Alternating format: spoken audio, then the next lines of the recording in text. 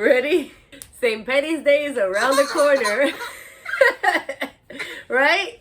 And we don't want to spend too much money decorating, right? Because after that is Easter. So we're going to decorate using things we already have and $1 cardboard. These are some of the things I already did.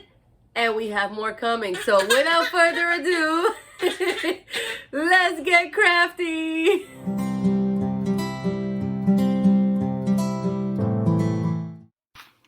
First, draw your designs on regular paper.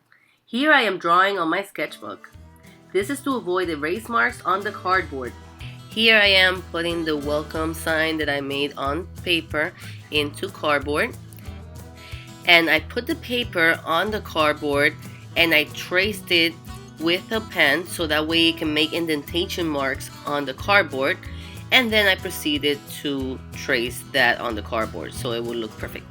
But if you feel confident enough, go ahead and draw directly on the cardboard. I made mostly designs that I can paint easily and not care about getting outside of the lines. New hack, a sponge will help you paint faster. The only design that took a little more work painting and precision was the rainbow. After painting the decorations, I used the Sharpie. Not a sponsor, but call me. So yeah, I used the marker to outline all the designs so they can stand out.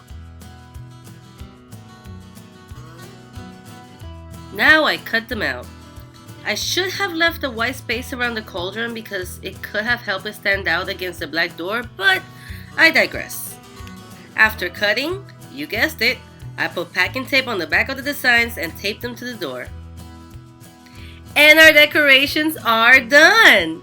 Easy peasy!